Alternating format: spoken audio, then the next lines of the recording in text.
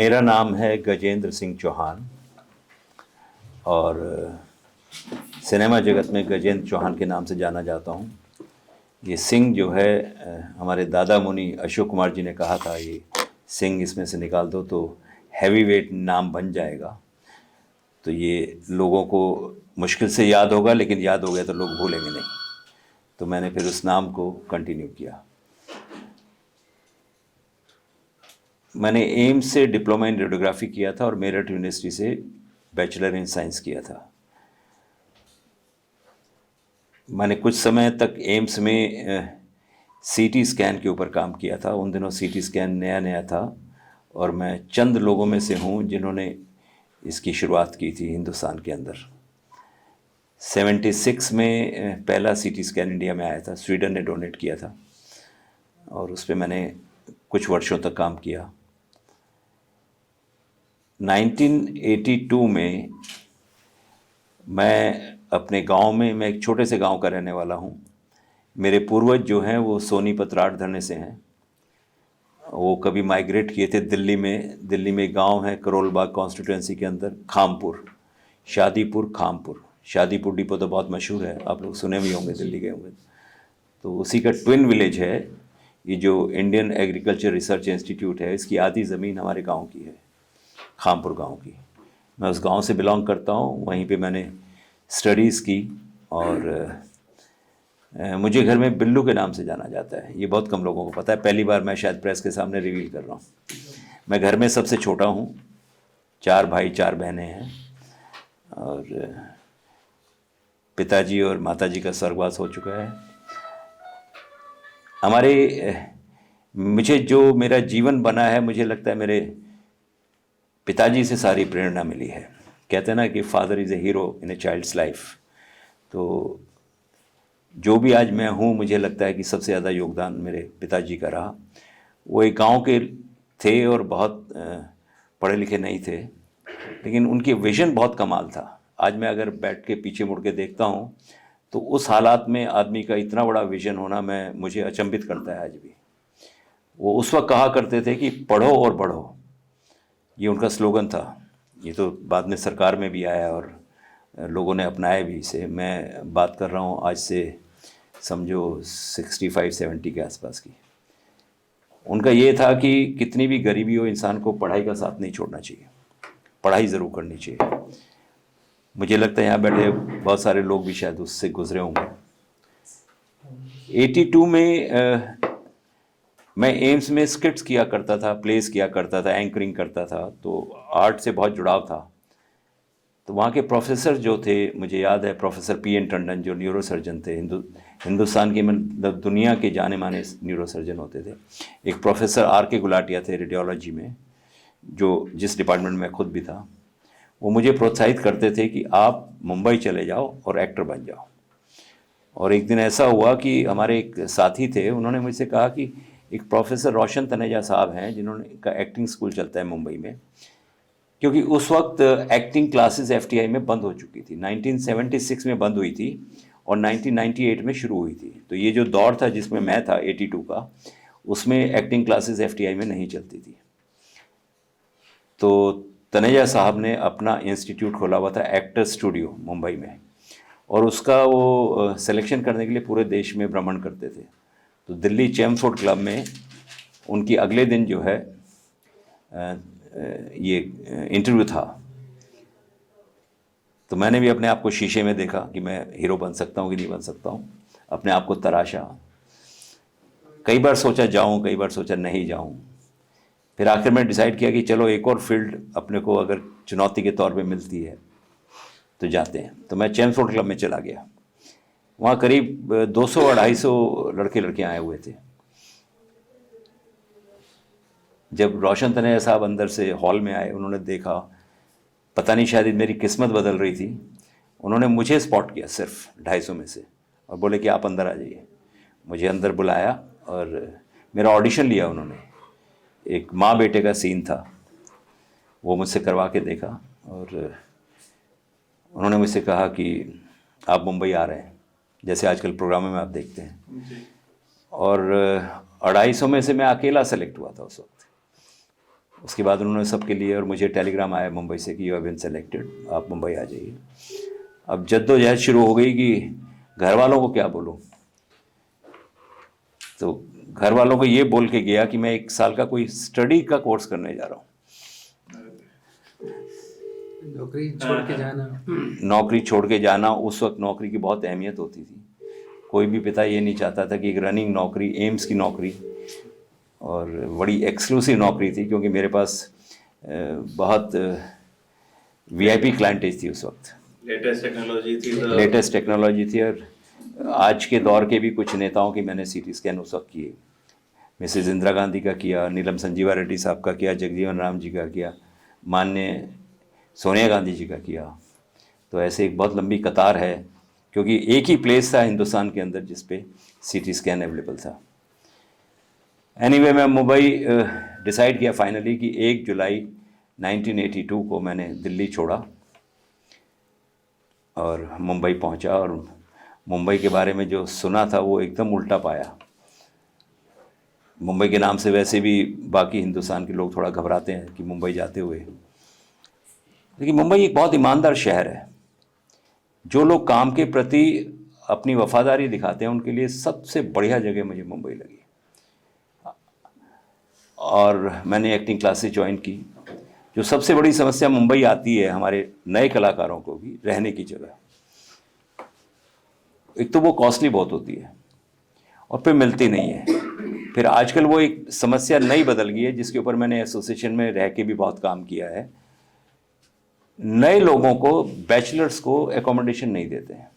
Societies जो है थोड़ा सा कतराती है। कुछ हादसे ऐसे हुए, कुछ इंसिडेंट्स ऐसे हुए। बहरहाल उस दौर में मुझे एकोमोडेशन मिल गई,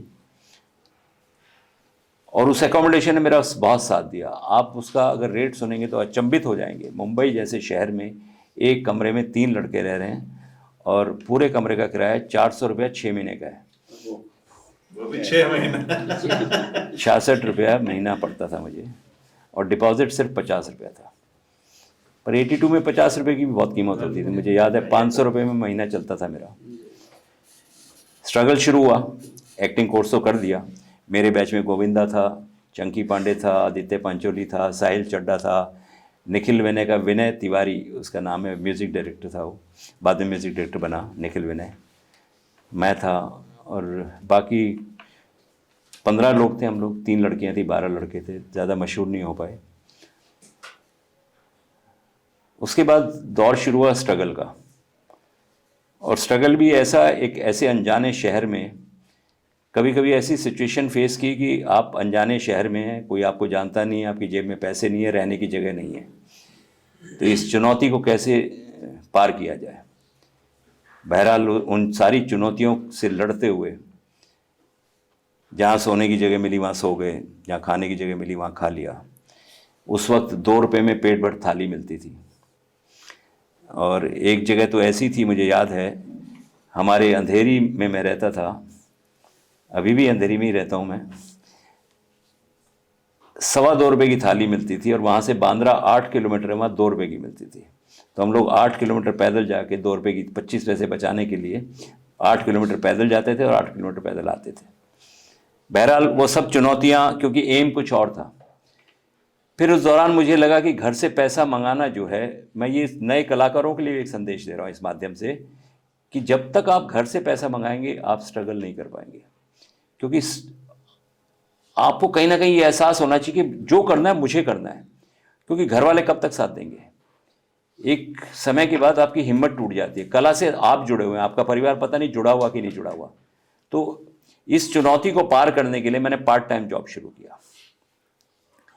उस पार्ट टाइम जॉब से मुझे 395 रुपये मिलते थे महीने का, लेकिन खर्चा 500 रुपये था।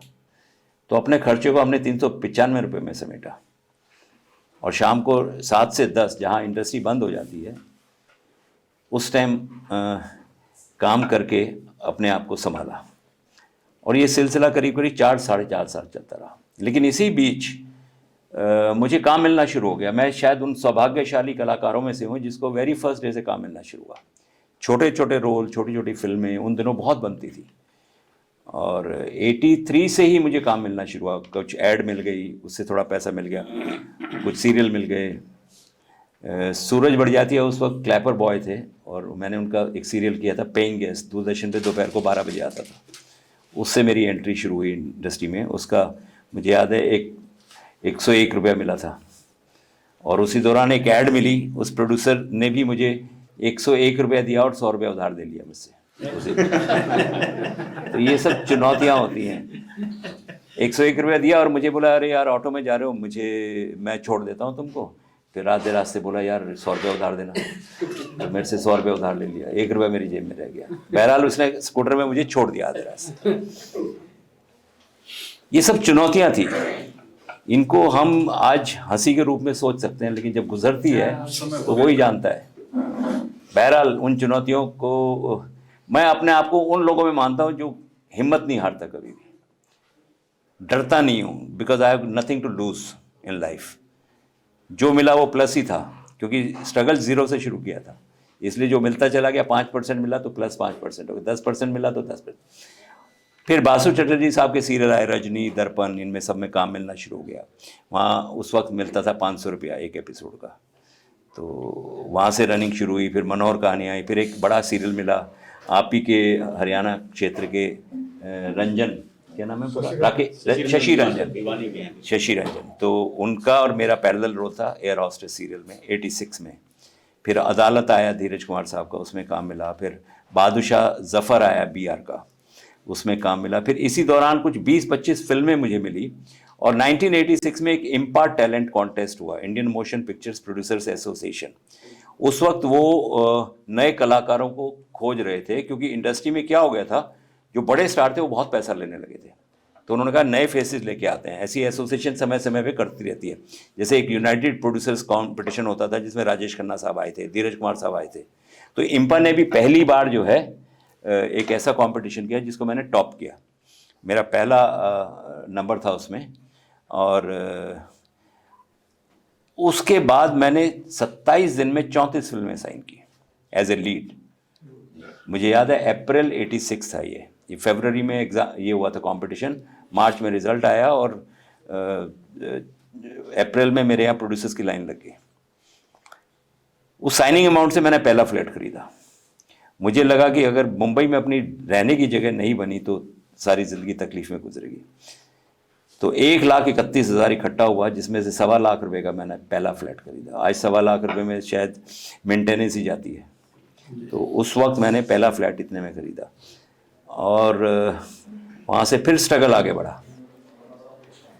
84 में एक ऐड आई थी स्क्रीन में कि BR चोपड़ा साहब महाभारत बना रहे हैं और उसके लिए कलाकार चाहिए।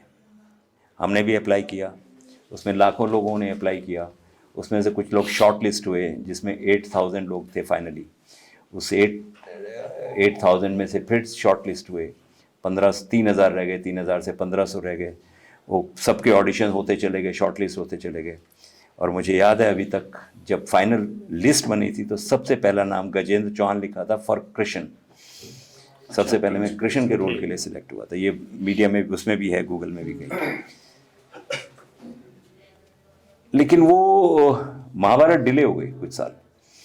महाभारत जो है रामायण से पहले टेलीकास्ट होने वाली थी।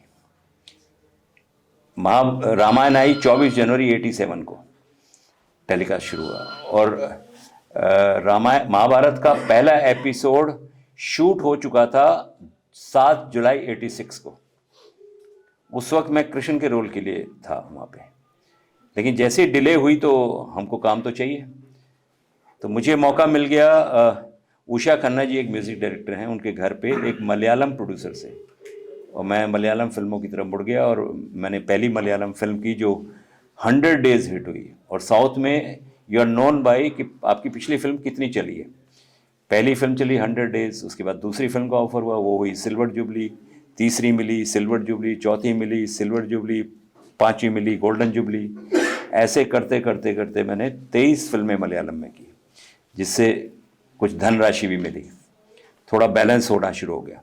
उसी दौरान जब मैं केरल में शूटिंग करता था, 18-20 दिन में एक फिल्म कंप्लीट होती थी। मेरी फिल्में बहुत चली वहाँ, और मामूटी, मोहनलाल और गजेंद्रन मेरा नाम उन्होंने कर दिया। I was made a south Indian, starring Gajendran. Anyway जब तक काम चल रहा है और पैसा मिल रहा है ठीक है। तो ये करता चला गया। उसके बाद महाभारत से कॉल आई मुझे वापस कि महाभारत शुरू होने वाली है और आप आ जाइए। मैंने फिर मुंबई का रुख किया। जैसे ही रवि चोपड़ा साहब ने मुझे देखा, बोले ओ तुम कृष्ण नहीं कर सकते। मैं वो चावल खा खा के थोड़ा वेट पुट ऑन कर गया, मोटा हो गया। तो मेरे को बोला 2 महीने का टाइम है, या तो वेट लॉस करो नहीं तो तुम्हारा ये रोल जाएगा। कोशिश की लेकिन इतना जल्दी वेट उतरता नहीं है। जिम ये वो सब 1000 कोशिश की, लेकिन वो प्रीवियस जो स्ट्रेचर था वो नहीं आया। तो मुझे ऑफर हुआ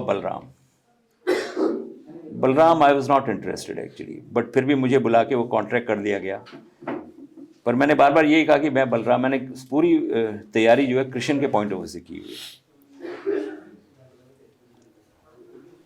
और मैं ऑलमोस्ट रेडी नहीं था बलराम करने के लिए। एक एक्टर है ललित तिवारी, एनएसडी के हैं, वो कर रहे थे युधिष्ठिर। 17 अगस्त 1988 को रवि चोपड़ा साहब ने मुझे बुलाया और मुझे बोला कि मैं तुम्हारा एक ऑडिशन और लेना चाहता हूँ। I am not happy with the boy who is playing Yudhishthir, because वो पांचों के कॉम्बिनेशन में अलग लग रहा है। तो मेरा ऑडिशन लिया गया, मुझे नेक्स्ट डे बुला के पूरे बोर्ड के सामने ऑडिशन लिया गया, और उसके बाद में मुझे जो फाइनल वर्जन होता था, वर्डिक्ट होता था, वो होता था पंडित नरेंद्र शर्मा जी का। वो डिसाइड करते थे कौन एक्टर कौन से रोल में फिट है और कौन करेगा।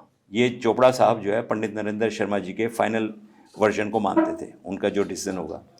तो मुझे पंडित जी के घर ले जाया गया कॉस्ट्यूम में। उनके यहाँ पंडित जी पूजा में बैठे थे, और पंडित जी की बिटिया जो थी वो तो अभी भी है, पंडित जी तो नहीं रहे। उन्होंने कहा पूजा में है, अभी 20 मिनट लगेंगे आपको। तो 20 मिनट बाद जब पंडित जी आए तो पंडित जी ने मुझे देखा ड्रेस में, पूरे कॉस्ट्यूम में, और उन्होंने वो महाभारत के युद्ध में जब दोनों सेनाएं आमने सामने खड़ी हैं और युधिष्ठिर अपने रथ से उतर के दूसरी सेना की तरफ चली जाती है, तो अर्जुन बोलते हैं कि कृष्ण को बोलते हैं, हे केशव हम तो युद्ध आरंभ होने से पहले ही हार गए। बोले क्यों? बोले बड़े भैया तो कौरवों की तरफ चले गए। बोले अगर वो नहीं जाते तो मुझे अचंबा होता।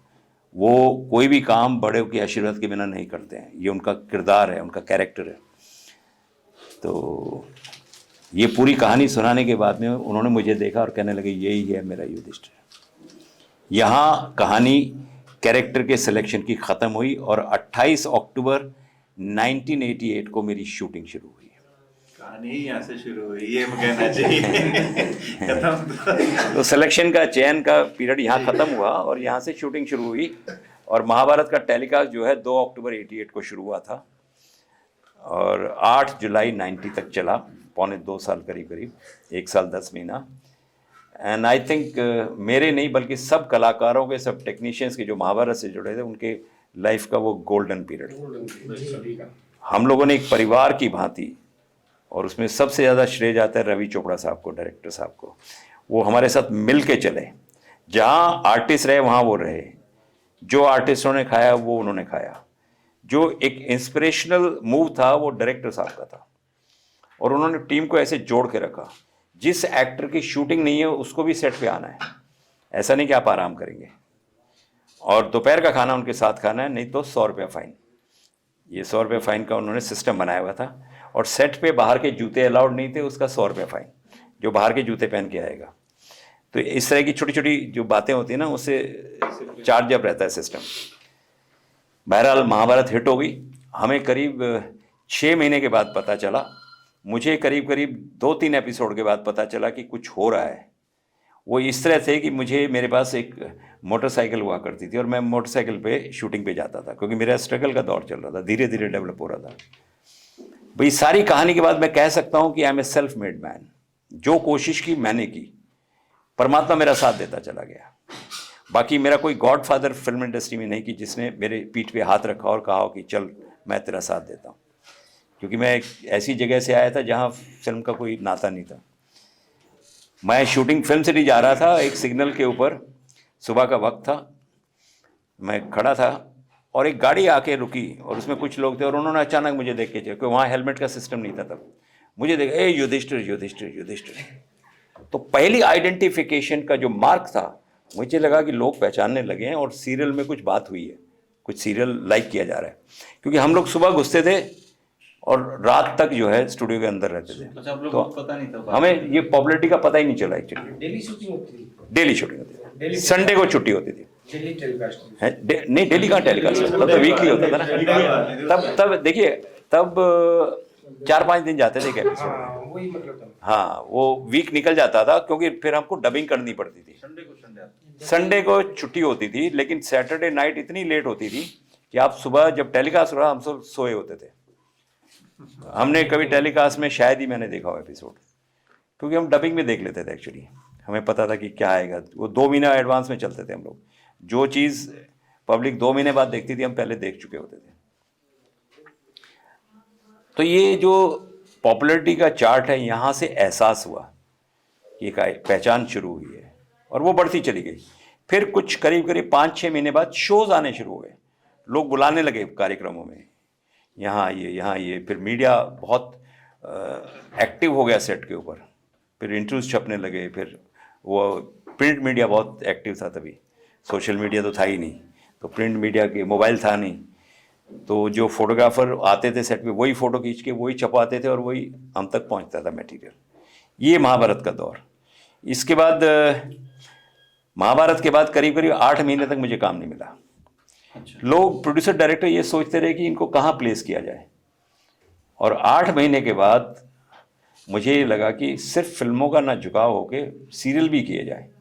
तो मैंने सीरियल शुरू किए, साथ में फिल्में मिलने लगी, फिर दोनों का मिश्रण हो गया, फिर फिल्में भी मिली, सीरियल भी मिले। और 96-97 में ऐसा आया कि मैं 9 शिफ्ट करता था, 2 घंटे की शिफ्ट, 2 घंटे में एक प्रोड्यूसर का काम ख़त्म करके इतना व्यस्त हो गया, इतना बिजी हो गया जिसका कोई हिसाब नहीं।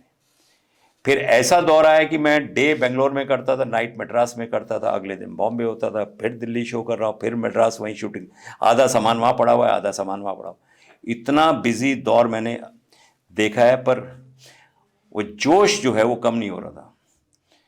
मुझे याद है एक शूटिंग के लिए मैं कुफरी एक जगह है शिमला के आगे, वहाँ से मैं ऊटी गया था एक शॉट के लिए, एक फिल्म का शॉट सीन, छोटा सा सीन रह गया था। उन्होंने कहा हमारे शूटिंग ख़त्म हो रही है। मैं कुफरी से दिल्ली आया बाय रोड, दिल्ली से फ़्लाइट पकड़ी मद्रास गया, मद्रास से फ़्लाइट पकड़ी कोयम्बटूर गया, कोयम्बटूर से फ़्लाइट पकड़ी ऊपर ऊटी गया, शूटिंग कंप्लीट किया, रात को गाड़ी में बैठा, मैसूर से होते हुए बेंगलोर गया, बेंगलोर से फ़्लाइट पकड़ी दिल्ली आया, दिल्ली से गाड़ी पकड़ी, 48 आवर्स में वापस कुफरी जाके शूटिंग की। अजनबी सीरियल था मेरा डैनी साहब के साथ में।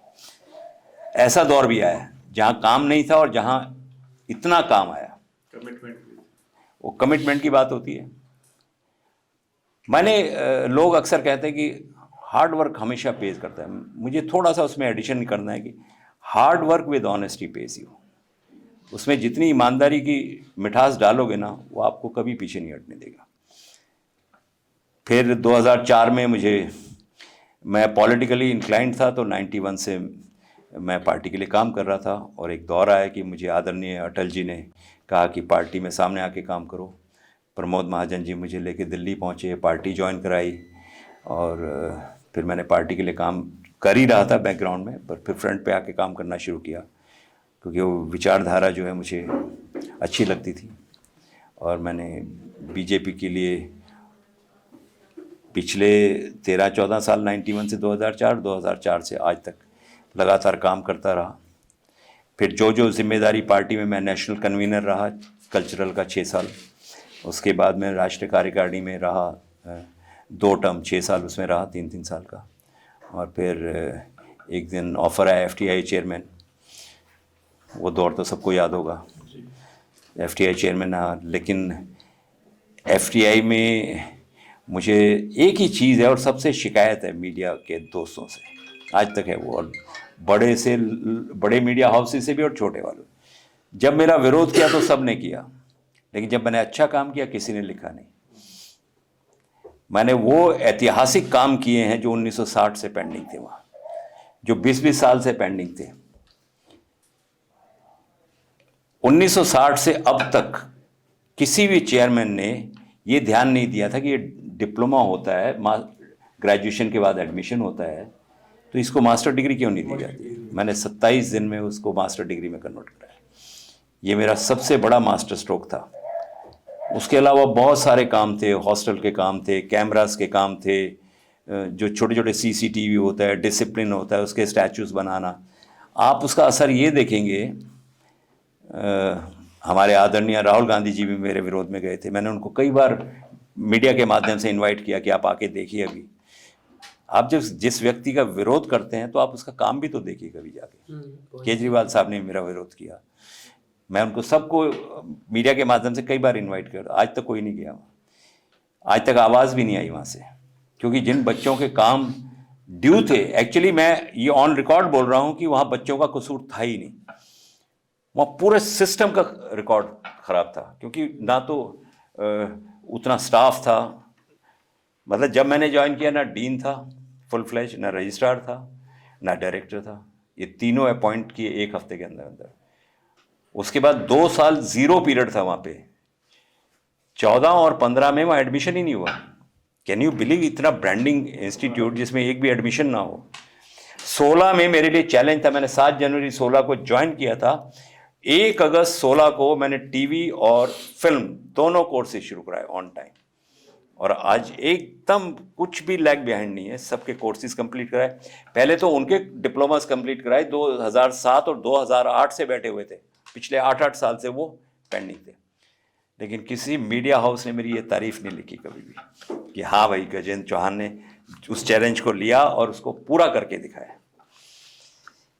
हाँ, ये बात ज़रूर है कि मेरे बॉसेस को पता है, वो सब ऑन रिकॉर्ड है। और तो और मैं आपको एक चीज़ और ऑन रिकॉर्ड बोल रहा हूँ, आप कभी गूगल पे जाइए, CAG रिपोर्ट 2017 FTI देखिए, उसमें क्लियर कट लिखा हुआ है कि चेयरमैन गजेंद्र चौहान के टेन्योर में बेहतरीन काम हुआ है FTI में। ये लाइन CAG रिपोर्ट में जो पार्लियामेंट में सबमिट हुई उस साल। इसको भी किसी ने, मैंने जब दिखाया बड़े बड़े जर्नलिस्ट को, वो चुप रह गए देखने के बाद, लेकिन किसी ने लिखा नहीं। एनीवे, काम मेरा था, मैंने किया, मेरी जिम्मेदारी थी, मैंने उसको जिम्मेदारी को निभाया। उसके बाद मुझे DD अरुण प्रभा में जो सिलेक्शन कमेटी होती है सीरियल, उसमें चेयरमैन बनाया गया, वो टेन्योर कंप्लीट किया। उसके बाद अभी थोड़े दिन पहले DD किसान पे मैं था सिलेक्शन कमेटी के चेयरमैन, वो कंप्लीट किया, और अब हरियाणा में ये जिम्मेदारी दी गई है। मेरा मानना ये है कि क्या काम करूंगा ये बताने से बेहतर है काम करो, उसके बाद बताने की ज़रूरत नहीं पड़ती है, उसके बाद अपने आप पता चल जाता है। उस दिन से मुझे मीडिया रोज़ फ़ोन करके पूछ रही क्या करोगे, मैंने कहा जिस दिन करूंगा आपको अपने आप पता चल जाएगा, फिर बताने की ज़रूरत नहीं पड़ेगी, फिर आप अपने आप, आपका मर्जी है लिखें या ना लिखें। अभी से मैं बताऊं मैं ये कर दूंगा, वो नहीं हो तो मैं झूठा पढ़ूंगा, जो कि वो सिचुएशन मैं चाहता नहीं लाइफ में। प्लानिंग्स हैं बहुत सारी सुपवा के लिए।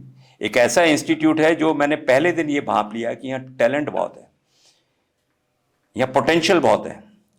वो जो बच्चे हैं उनमें पोटेंशियल बहुत है आर्ट के प्रति, और जितने भी उनके, और सबसे खूबसूरत बात है कि फिल्म मेकिंग में जितने डिपार्टमेंट चाहिए वो सब के सब यहाँ हैं।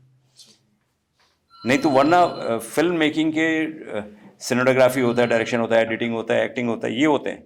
यहाँ आर्किटेक्चर भी है जो हमारे सेटिंग में काम आता है, सेट्स बनाने में काम आता है, प्लानिंग है, ये डिज़ाइन है, फैशन है। आजकल तो फैशन इतना आगे बढ़ गया कि फिल्मों में बगैर फैशन डिज़ाइनर के कपड़े ही नहीं बनते, किसी के कोई सेट नहीं बनते हैं। तो ये जो चारों डिपार्टमेंट यहाँ अवेलेबल हैं, मास कम्युनिकेशन, ये सभी एक ही अहाते में सब है। तो मुझे लगता है कि ये काम करने का एक बहुत अच्छा मौका मुझे मिला है, और उम्मीद करता हूँ कि इसका रिज़ल्ट बहुत जल्दी दूँ, आप लोगों तक पहुँचाऊँगा ज़रूर। ये मुझसे कल बात भी हुई थी, मैंने कहा ये सही समय नहीं है मेरे लिए, क्योंकि मेरा आज 5वां ही दिन है वहाँ पे, मैं अभी उसको स्टडी कर रहा हूँ। मैं कुछ भी बोलूँ, मैं झूठा नहीं पढ़ना चाहता, मैं क्या करूँगा, पर मैंने वहाँ भांप लिया कि यहाँ पोटेंशियल बहुत है। इस सुपवा को ब्रांडिंग की आवश्यकता है, और ब्रांडिंग तब तक नहीं होती किसी भी इंस्टीट्यूट की जब तक उसका बाई प्रोडक्ट मार्केट में ना आए। यहाँ का कोई बच्चा स्टार बन जाएगा, सुपवा अपने आप स्टार बन जाएगा उसे। तो वो जो रास्ते हैं कि उनको गाइड किया जाए। मुंबई के जाने वाले हर एक्टर को सबसे आवश्यकता होती जो हमको नहीं मिली थी, गाइडलाइंस, कि भाई आपको जाके करना कैसे, अप्रोच कैसे करना है, कोऑर्डिनेटर सिस्टम क्या है। आज प्रोड्यूसर का ज़माना ही नहीं रहा। हमारे ज़माने में आप डायरेक्टर को मिल लिया, आपको काम मिल जाता था। आज चेन थोड़ी लंबी हो गई है, वो चेन यहाँ बैठ के समझ में नहीं आती। फिल्म इंडस्ट्री जो बाहर से दिखती वैसी नहीं है। मैं 22 साल सिने आर्टिस्ट एसोसिएशन में रहा हूँ, वहाँ का अध्यक्ष भी रहा हूँ। उसके अलावा मैं पिछले 7 साल से 32 एसोसिएशन का चीफ एडवाइज़र हूँ इस वक्त।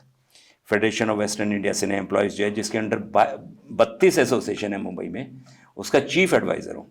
उसमें चाहे डांसर्स हों, चाहे स्पॉट बॉय हो, चाहे इलेक्ट्रिशियन हो, चाहे कारपेंटर हो, चाहे डायरेक्टर्स हों, चाहे कैमरामैन हो, एडिटर्स हो, जितनी भी हमारी 32 एसोसिएशन है, स्टिल फोटोग्राफर हो, ये सब की सब जो एसोसिएशन है हमारी, federation of western India cine employees, इसके जो अध्यक्ष हैं उनके ऊपर एक पोस्ट होते हैं चीफ एडवाइज़र। उस पद पे मैं हूँ और वहाँ भी बहुत काम कर रहा हूँ और जब भी ज़रूरत होती है वहाँ अवेलेबल होता हूँ। अब यहाँ जिम्मेदारी मिली है, आए हुए मुझे 5वां दिन है। ज्वाइन मैं कर गया था 10 दिसंबर को। उसके बाद मैंने गवर्नर साहब से परमिशन ली और विद ड्यू परमिशन मैं बॉम्बे गया, अपना सारा वाइंड अप किया।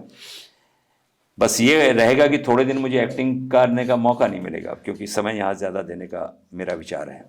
क्योंकि ऐसे इंस्टीट्यूट को अगर मैं अपने टेन्योर में एक मुकाम दिला पाया तो मुझे लगता है ये मेरे लिए बहुत बड़ी सक्सेस होगी। हरियाणा के लिए भी होगी सर? हरियाणा के लिए हम तो इंतजार कर रहे हैं। देखिए, हरियाणा वाल सरकार ने जो करना था वो कर दिया। क्योंकि महाभारत तो यही हुआ था जी। ये भी मेरे लिए महाभारत है। सुपा को आगे बढ़ाना मेरे लिए महाभारत जैसे ही है।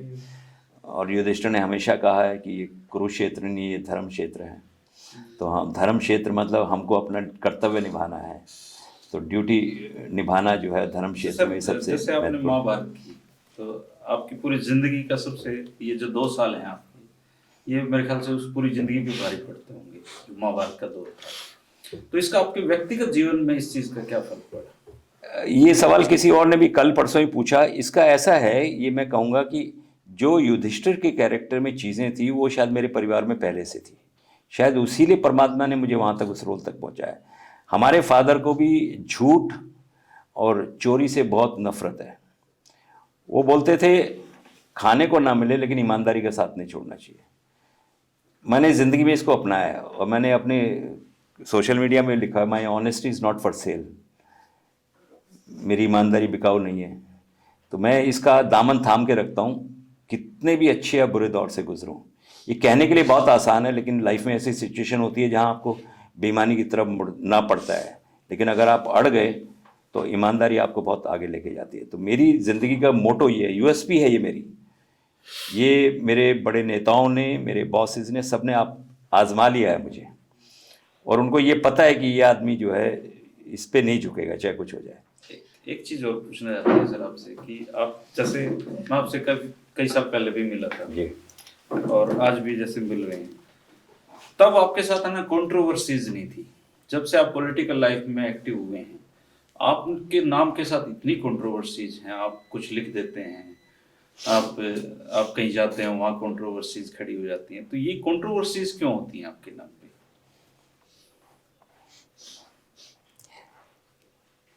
कंट्रोवर्सी सिर्फ एफटीआई में हुई और वो बेमानी थी एक्चुअली।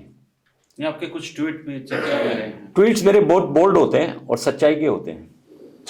ट्वीट से चर्चा में आते हैं। मेरे दिल, देखिए, अभिव्यक्ति की आज़ादी है सबको।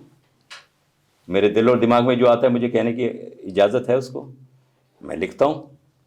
किसी को अच्छा लगता है, किसी को बुरा लगता है। मेरी सारी चीज़ें सबको अच्छी लगे तो मैं एक्सपेक्ट करता ही नहीं हूँ।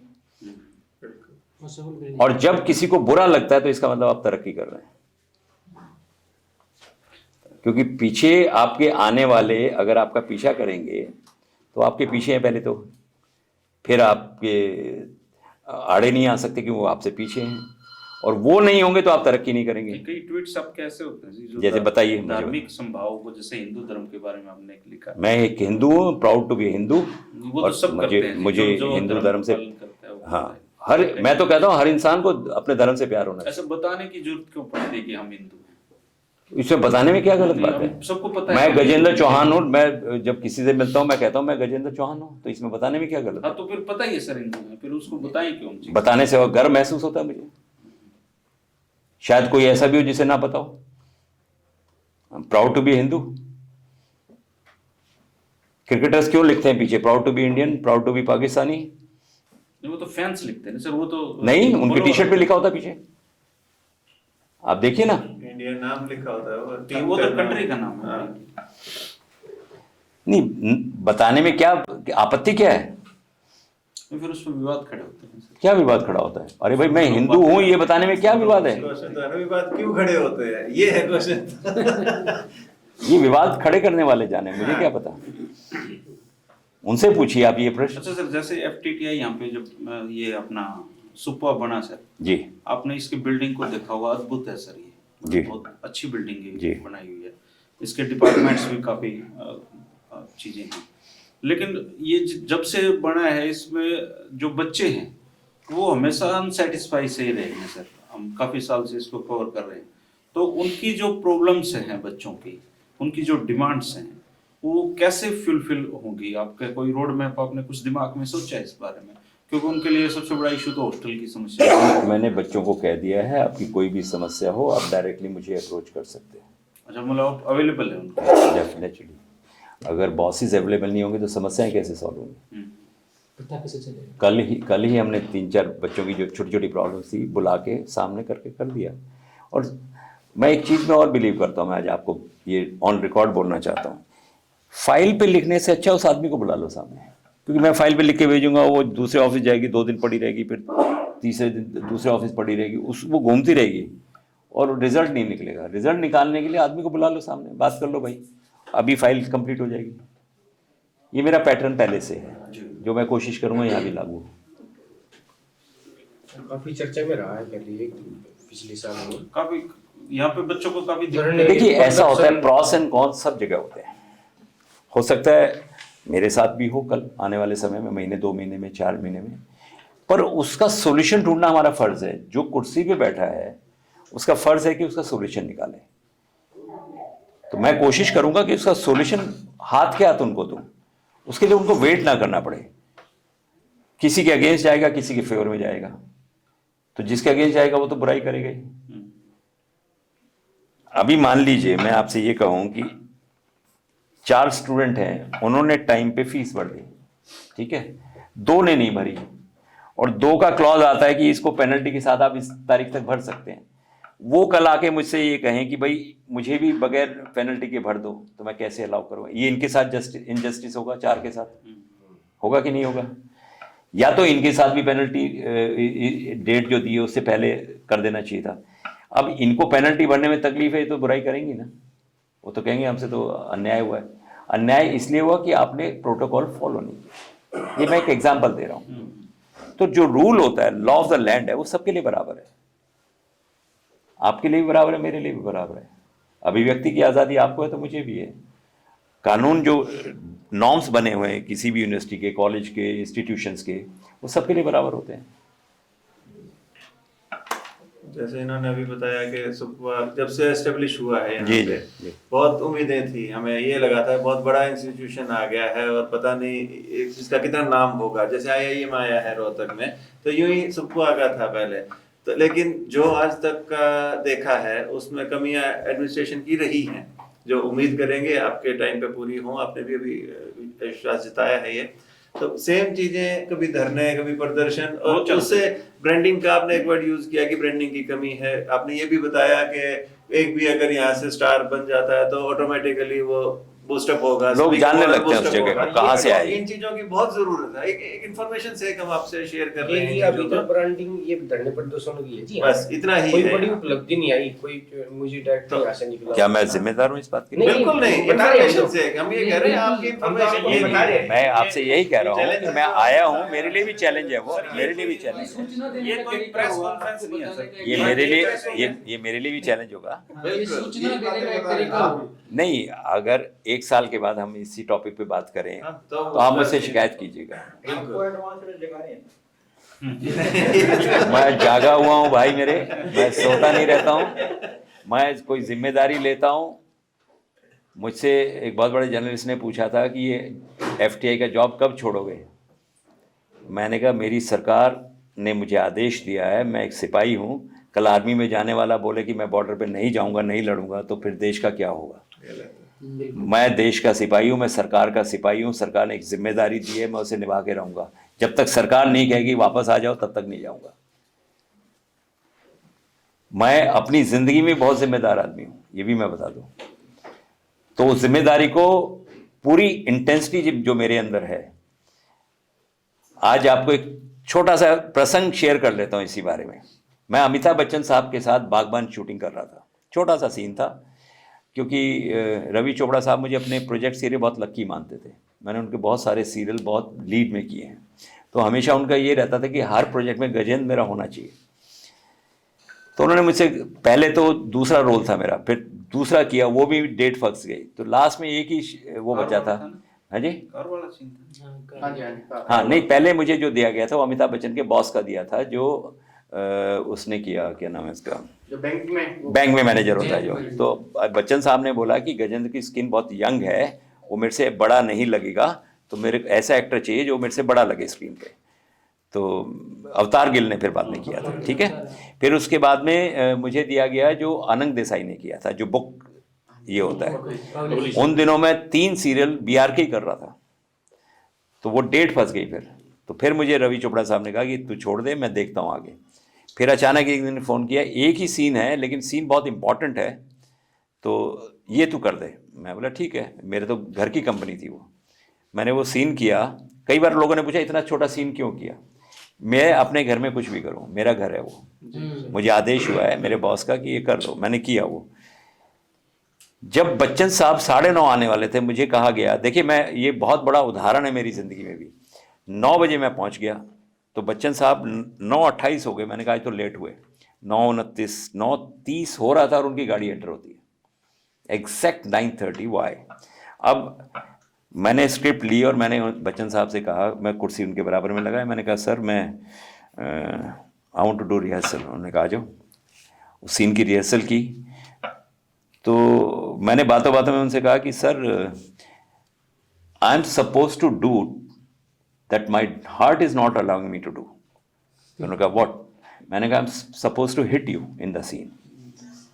तो उन्होंने जो जवाब दिया था ना, ये सिर्फ अमिताभ बच्चन साहब ही दे सकते हैं। उन्होंने कहा हिट विद फुल इंटेंसिटी, इसलिए वो अमिताभ बच्चन है। नहीं तो वो हीरो है, बोलता है नहीं नहीं इसको थप्पड़ को नहीं रखते हैं या पुश को नहीं रखते हैं, तो कुछ बोल देना इसमें। जनरली ऐसे होता है हमारे, क्योंकि हीरो मार खाना पसंद नहीं करता। बट उस आदमी ने कहा हिट विद फुल इंटेंसिटी। तो जिंदगी में जो भी काम करो विद फुल इंटेंसिटी करो, तो शायद आप उस मुकाम को पाएंगे। हमने अगर महाभारत की है, तो आज आपको ये बता दो, द्यूत क्रीड़ा में मेरे 22 दिन लगे थे एक ही सीन को शूट करने में। 22 दिन। वो सारे एक्सप्रेशन जो आपने जुए में हारते हुए देखे हैं, वो सारे 22 दिन में शूट हुए थे। 6 दिन तो मेरे क्लोजअप चले थे। वो एक्सप्रेशन दे दे के मेरी आंखें सूज गई थी। और 19 दिन लगे थे चीरहरण में। नहीं 40 दिन लगे, हाँ 25 और 19।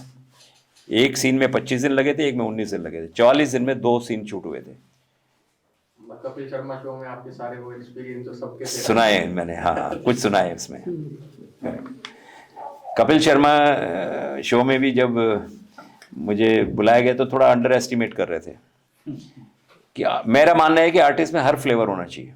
कॉमेडी भी होना चाहिए, पैथोस भी होना चाहिए, एंगर भी होना चाहिए, और जब जिस काम को करे उसको फुल इंटेंसिटी से करे तो मजा आता है। कपिल के साथ भी आपने मतलब कॉमेडी की, मतलब अब ऐसा बोला कि उसे लगा कि पता नहीं कैसे बोल रहे हो। ऐसा भी हुआ 2-3 पहले वो अंडर एस्टिमेट कर रहा था। उसने ब्रेक में मुझे बोला पाजी आप तो बहुत खतरनाक हो। सर ऐसे एक 2-4 डायलॉग से ऐसे जो नहीं सर, वो वाला बताइए जो मैंने आपको बाहर याद दिलाया था। मैंने सर से पूछा था एक प्रेस कॉन्फ्रेंस में, जब हम भिवानी में थे 10-12 साल पहले, कि महाभारत और रामायण में क्या बेसिक फर्क आपको नजर आता है। तो आपका वो जो जवाब है वो मेरी जिंदगी में इम्प्लीमेंट किया मैंने। आप ही बोल दीजिए। पुराना जवाब पता नहीं क्या था। नहीं तो याद है। नहीं मुझे याद नहीं है। इन्होंने कहा था कि महाभारत और रामायण में बेसिक जो फर्क है वो ये है कि जहाँ भाइयों के बीच स्नेह होता है तो वहाँ रामायण बनती है, और जहाँ भाइयों के बीच में विद्वेष होता है वहाँ महाभारत बनती है। इसमें एक और सिंपल कर देता हूँ आज मैं। Ramayan is do's of life and Mahabharat is don'ts of life. क्या करना चाहिए जिंदगी में और क्या नहीं करना चाहिए, ये रामायण और महाभारत में बेसिक फर्क है। आज भी सर कितने सीरियल बन चुके होंगे, कितनी फिल्में बन चुकी होंगी, लेकिन जो महाभारत और रामायण ने जो मुकाम हासिल किया है वो शायद भारत में कोई दूसरा सीरियल नहीं। महाकाव्य इसके की कारण है एक्चुअली, हैसियत- अगर आप इसको गौर से देखें, इसके कारण है। किसी भी चीज का कॉज और बिकॉज होता है। ये हमारा कल्चर है, ये हमको बचपन से जब हम पैदा होते हैं ना तो हाथ जोड़ के पूजा करना सिखाया जाता है। तो हमारे कल्चर में रामायण और महाभारत हमारे ब्लड में है, वो हमारे अंदर से जा ही नहीं सकता। आप इसको हर 5 साल चला लो फिर हिट हो जाएगा। अभी हुआ कोरोना में रामायण। कोरोना में तो वो रिकॉर्ड तोड़ा, वर्ल्ड रिकॉर्ड तोड़ा जो तब भी नहीं बना था। तब भी नहीं तोड़ा था। मैं आपको एक छोटा सा इंसिडेंट शेयर करता हूँ। लंदन हम लोग शोज़ के लिए गए थे और मैं सब लोग अलग अलग टाइम से अलग अलग वापस लौटे। जब ख़त्म हो गए तो कोई दिन रुका, कोई, तो मैं भी अकेला लौट रहा था। तो मैं लंदन एयरपोर्ट पे चेक इन कर रहा था, तो मेरा बैगेज ज़्यादा था, तो मुझे वाया दुबई मस्कट होते हुए आना था कुछ शॉपिंग करके। तो मैंने, वो अंग्रेज़ जो था वो काउंटर पे बैठा था, वो मुझे घूर रहा था बार बार ऐसे, पता नहीं वो फोकस करके देख रहा था। तो उससे रहा नहीं गया, वो उठ के वापस आया ऐसे मेरी तरफ, मुझे आके बोलता है, excuse me, I think you are the king who doesn't tell लाई।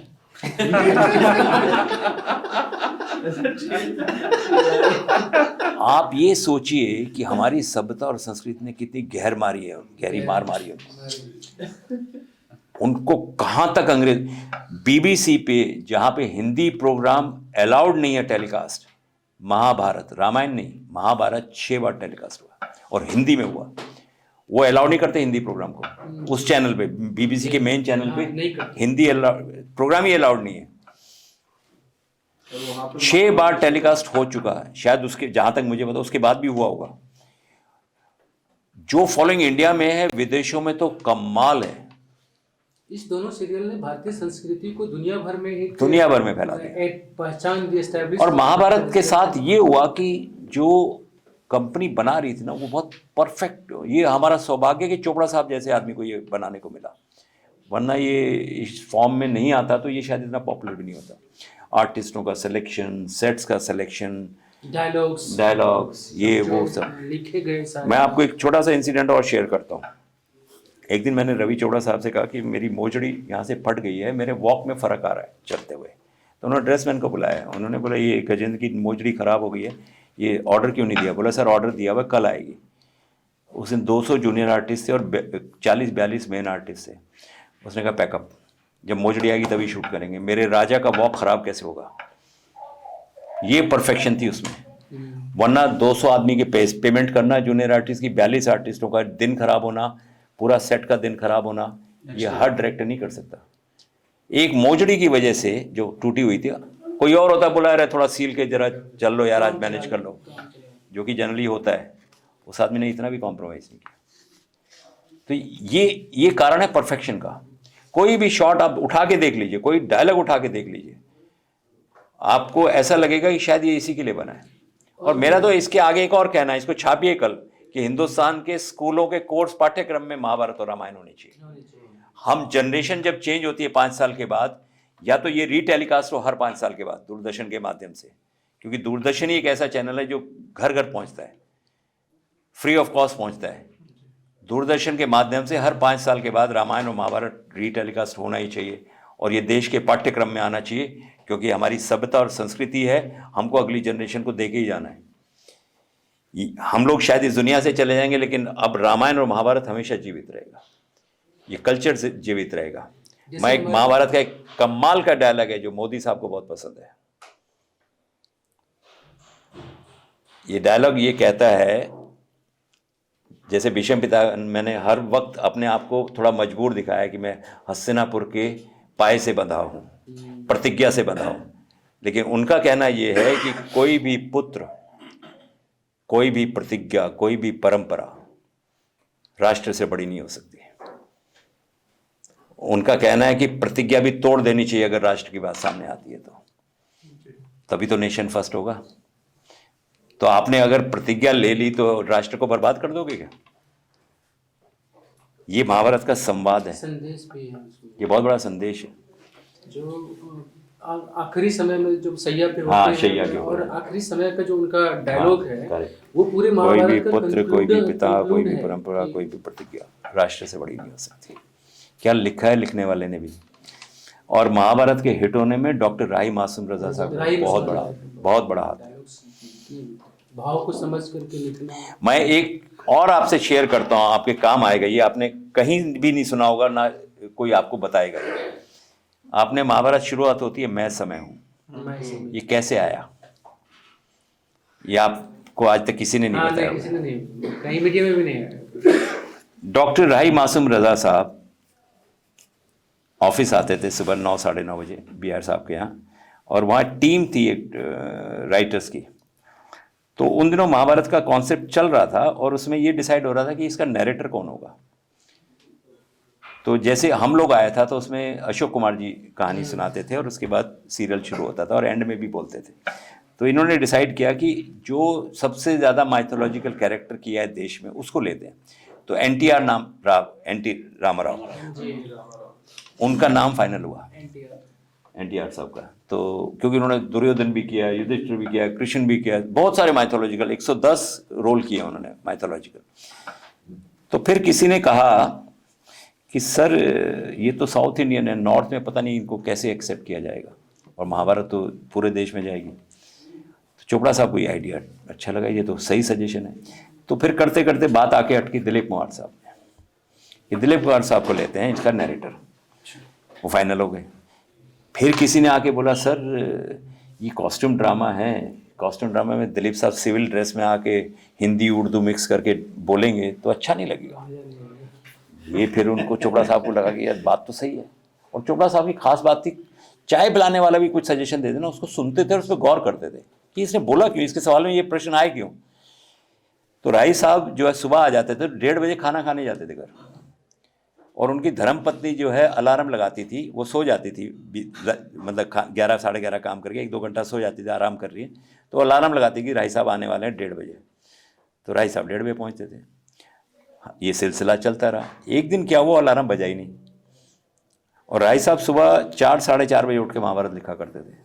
और उसकी ऊपर पहला लिखा, जैसे राइटर लोग होते हैं, डॉक्टर राही मासूम रजा की मेज से। तो उस दिन वो अलार्म जो है दिन की बजाय रात को 1:30 बजे बज गया और उनकी नींद खराब हो गई। और टेम्परामेंटल बहुत थे, बहुत जल्दी उनकी नाक पे गुस्सा रहता था, 1 सेकंड में गुस्सा आता था राही साहब को। तो गुस्सा हो गए। तो वाइफ ने बोला कि ये गलती मेरे से हुई है, मैंने दिन का लगाया था, रात का कैसे हुआ मुझे नहीं पता। तो राही साहब फिर सोने गए। अब उनको नींद नहीं आ रही है। अब उन्होंने पहली लाइन लिखी कि समय बड़ा बलवान है और इतना बलवान है कि मेरी नींद खराब कर सकता है, तो फिर समय कहानी क्यों नहीं सुना सकता। ये उनकी उस रात का थॉट है। और उन्होंने उठे और अपने रूम में गए और लिखा, मैं समय हूँ और आज मैं आपको हस्तिनापुर की कहानी सुनाने जा रहा हूँ। This was that alarm was the base of that word, मैं उस समय। वर्ड को जो प्रोनाउंसिएशन है, बोलने का जो वो हरीश भिवानी अरे उनको मैं कोशिश कर रहा हूँ, यहाँ बुलाऊंगा बच्चों के, कल ही बात किया मैंने, उनको मॉड्यूलेशन के लिए बुलाऊंगा हरीश भिवानी को, उनकी आवाज मेरे अच्छे मित्र हैं। कितने चीजों में मतलब बहुत ये सारी तो चीजों में- फायदा मिलेगा सर इस यूनिवर्सिटी के बच्चों को। कोशिश करेंगे सर। जो लोग देखिए available अभी हैं ना, कुछ वो भी भी कहना जो है उसको प्रैक्टिकल में आ जाएगा तो आप लोगों तक खबर पहुंचती रहेगी। नहीं, कल सबसे बात हो रही थी तो चर्चा हम कर रहे थे कि जो प्रोफेशनल्स हैं वो आएंगे, अगर ऐसे सबको लोग मिले। आप बुलाएं सर, तो हमें अगर सूचना मिल जाए तो हमारा रिवोमी टीवी का भी काफी अच्छे व्यूज हैं, ठीक है, तो हम उसको रिकॉर्ड भी कर लेंगे। नहीं बता देंगे, कोई हर बार रिकॉर्ड करके उसका एक टेलीकास्ट हो जाएगा, तो branding- पूरे ब्रांडिंग के ब्रांडिंग रूप में के हिसाब से अच्छा दिक्कत। ठीक है, आप यूट्यूब और फेसबुक दोनों जगह हमारे 1-1 करोड़ व्यूज ठीक है। हैं सर। बड़े नाम है कुछ दिमाग में, उनको बुलाएंगे जिससे इसकी चर्चा हो सब जगह। और शूट भी आप ही के बच्चे कर लेंगे यार, वो उनका भी एक्सपीरियंस हो जाएगा। हाँ करेक्ट। उस याद से आप Practical हो करोड़ जाएगा। हम चला देंगे। प्रैक्टिकल। क्या होगा जब तक बड़े नाम नहीं जुड़ेंगे ना, ये बाहर हाँ, जब तक बात branding नहीं फैलेगी, होगा, आपकी बात ठीक है। बात जाएगी नहीं। आज तक जो आप लोग ये कह रहे हो कि कुछ नहीं हुआ कुछ नहीं हुआ, पहली बात तो 7 साल का बच्चा है अभी, 2014 में ही शुरू हुआ है, अभी घुटने वो क्या क्रॉलिंग कर रहा है, एक्सपेक्टेशन थोड़ा लीजिए। देखिए FTI को भी 62 में शुरू होके 69-70 में पहला स्टार मिला, 7-8 साल लगते हैं ना। शत्रुघ्न सिन्हा, हाँ, ये जो पहला बैच था, मतलब बैच तो पहला नहीं था पर पहला बैच जहाँ से स्टार निकलने शुरू हुए, सुभाष घई साहब हुए, शत्रुघ्न सिन्हा हुए, ये सब बैच जो निकला ये वहाँ से। जया बच्चन 71 बैच डैनी के बैच में थी। ये जो तो कोशिश करेंगे कि ये स्टैंड हो जल्दी, और कोशिश जब जब कामयाब होती रहेगी आप लोगों तक संदेश आता रहेगा। बहुत ही बढ़िया, आप छापते रहिए, छापते भी रहेंगे, जो भी आपके दिल में आए वो छापिएगा। मैं कभी प्रेस वालों से कहता दिल की बात उस दिन आप थे ना, फिर भी जो मन सर में आएगा। हरियाणा में है ना जी, हरियाणा में कोई भी मुद्दा है ना बड़ा नहीं होता जी, क्योंकि हमने तो महाभारती देख ली, हमारे लिए कोई मुद्दा बड़ा नहीं। बड़ा नहीं। यहाँ पे चाहे बम फूट जाए जी, रोहतक आदमी ये कह के निकल रहा है कोई ना चल नहीं, कोई फर्क नहीं पड़ता जी। हरियाणा की एक बहुत मेरे को बहुत अच्छे से आती है भाषा, ये मैं बोल नहीं रहा हूँ। बोल दो जी। हरियाणा में एक कहावत बहुत मशहूर है, ये हम लोग बॉम्बे में बात करते हैं, जब हरियाणवी में बोल दो। हरियाणवी में बोलूँगा, जब घर की नारी श्रृंगार करने में देर होती है तो आदमी कहता है कि माँ मालनी बनेगी के और जब कोई पहलवान ज्यादा करता है कि दारा सिंह वो कह रहा होगा आज है, और जब कोई सच झूठ की बात है तू युधिष्ठिर हो गया है? तो ये 3 कहावत जो है हरियाणी में। और एक बात और मैं आपको शेयर करूंगा, ये सिर्फ इसलिए नहीं कि कहने के लिए कह रहा हूं, हरियाणा का हर आदमी आर्टिस्ट है। क्यों मालूम? वो जो हाजिर जवाबी का जो मादा है ना उसके अंदर, मुझे एक बहुत छोटा सा जोक याद आ रहा है इसी पे, हरियाणवी का। दिल्ली में एक हरियाणवी आदमी से किसी ने पूछ लिया, कह रहा भाई साहब ये लाल किला किधर पड़ेगा? उसने इधर उधर कहा, भाई जिधर से कमजोर है उधर से ही पड़ेगा।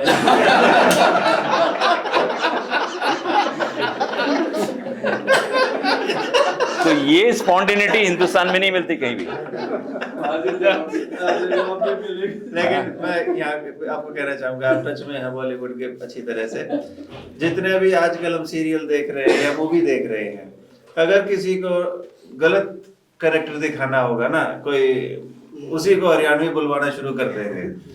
ये एक इसमें थोड़ा सा इम्प्रूवमेंट की जरूरत भी है हरियाणा की।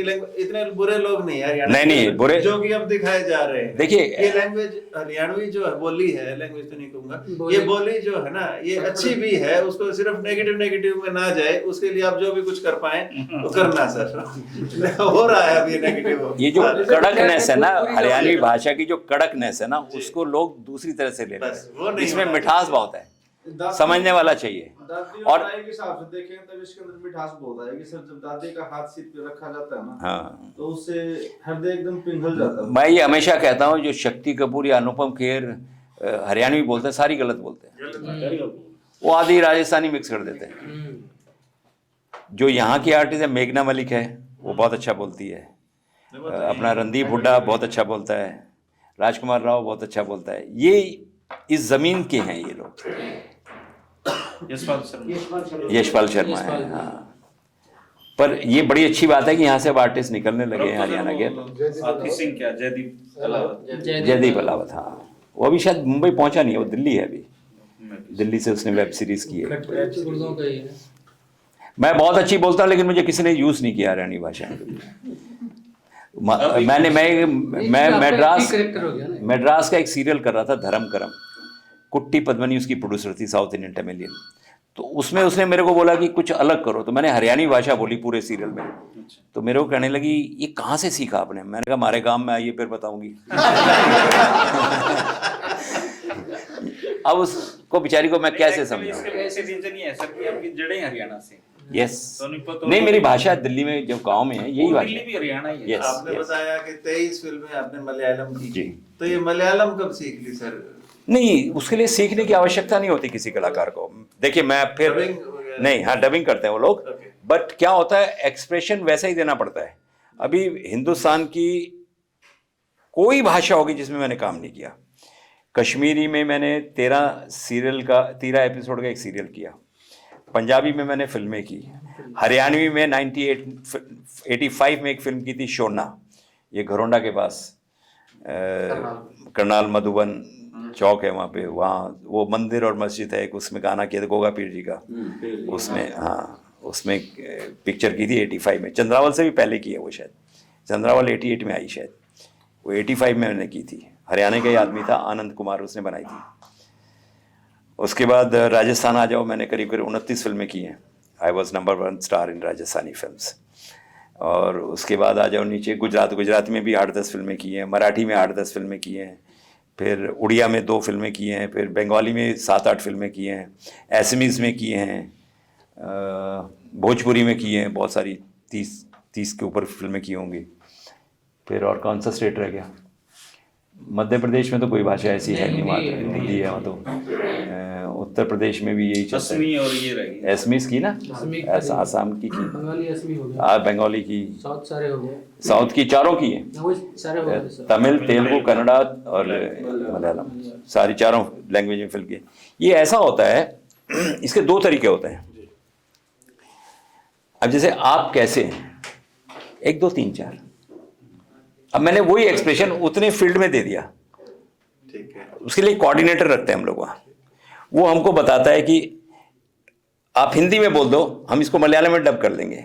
इन्ने वाले रे तंडू पंडू ये बोला, आप ठीक तो है ना, ऐसा कुछ बोला, आज बहुत ठंड है, तो उतने ही एक्सप्रेशन में, उतने ही मीटर में आप अपनी भाषा में बोल दो, तो करेक्ट डबिंग हो जाती है। फिर ठीक, वो डबिंग होते हैं सारी, हम लोग नहीं करते उसको कभी भी, वहाँ के जो क्योंकि वो फर्क हो जाएगा। आप मलयालम हम जब साउथ इंडियन भाषा, देखते हैं ना सर मूवीज, अब तो उसमें तो लिप जो चलते हैं हाँ। वो प्रॉपर नहीं होता है। नहीं, तो वो फिल्में जो अलग होती चीज है। वो फिल्में जो होती हैं वो बन चुकी बन होती चुकी हैं, है। ये आप करते ये हैं, शूटिंग बता रहे पे हो। करते हैं। ठीक बात है, ये फर्क आ गया। ये फर्क है। इंडियन फिल्म में देखी बहुत जाती है। नहीं, वो डब फिल्म है सारी। डब मेरी जो है वो ओरिजिनल है एक्चुअली। अच्छा, ठीक बात है।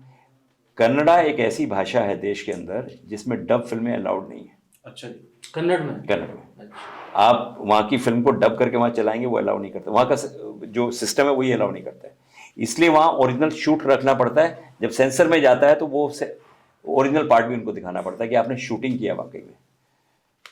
ये कन्नड़ा एक ऐसी भाषा है देश के अंदर, वो डब फिल्में अलाउ नहीं करते। बाकी तमिल में होता है, तेलुगु में होता है, मलयालम में होता है। एक सवाल जो अधिकतर को पता नहीं है, आंसर मुझे भी नहीं पता है, इसीलिए पूछ रहा हूँ मैं जी। आपसे कि धर्मराज युधिष्ठिर, देखो कुछ तो समझ भी गए। ज्यादा सवाल इनका ही है। नहीं, ऐसा ऐसा क्या है कि उनको जुआ और ये करने पड़े, फिर हम क्यों धर्मराज बोल रहे हैं उन्हें? ये इसका मतलब अर्थ समझ पाए सर आप, या समझा पाएंगे आप? हाँ, एक्टिंग नहीं, अलग मैं चीज थी। बताता हूँ, पक्का बताता हूँ। आपका सवाल बहुत वाजिब उसमें है। कुछ लोगों को नहीं पता होगा शायद, कुछ को पता होगा जो उसमें।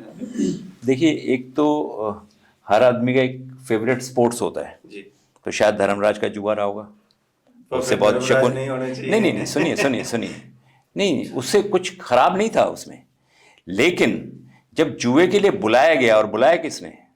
अपने पिताजी का तो सब कहना मानते हैं, लेकिन ज्येष्ठ पिताजी ताऊ जी का कहना कौन कौन मानता है? अगर आपके ताऊ जी आपको कुछ ऐसा काम कहते कि ये कर, तो आप पहले कुछ अड़ोगे, लेकिन उन्होंने उसका भी विरोध नहीं किया और उसके कहते ही चले गए खेलने।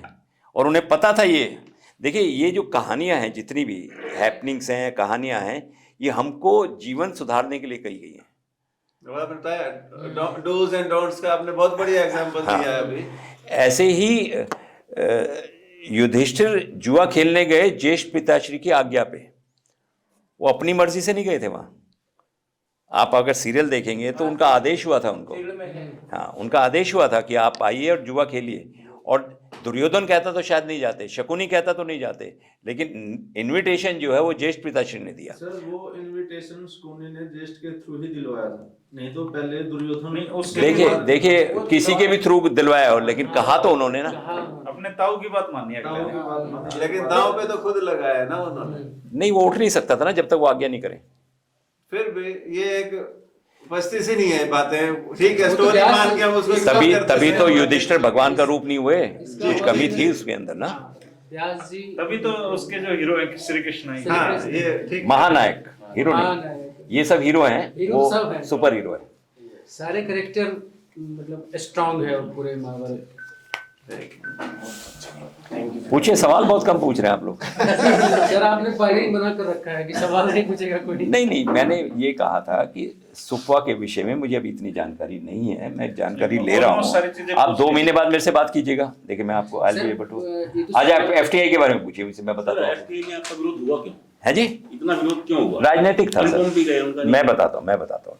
अनुपम भी उतने ही ट्वीट करते हैं, अनुपम भी वैसे ही उसी व्यवहार में रहते हैं, लेकिन उनका उतना विरोध नहीं हुआ। नहीं, उनका जब विरोध होना शुरू किया उन्होंने रिजाइन कर दिया।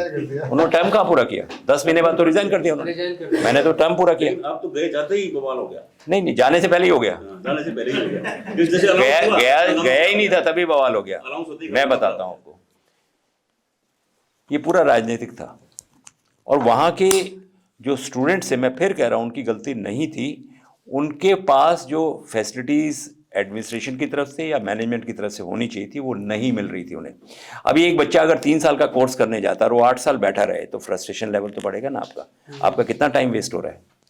उसमें सरकार का भी नुकसान हो रहा है, क्योंकि उन बच्चों ने 3 साल की फीस भरी, रहने का खर्चा 3 साल का दिया और रह रहा 8 साल, तो 5 साल गवर्नमेंट झेल रही है उसको। तो दोनों तरफ से नुकसान हो रहा था।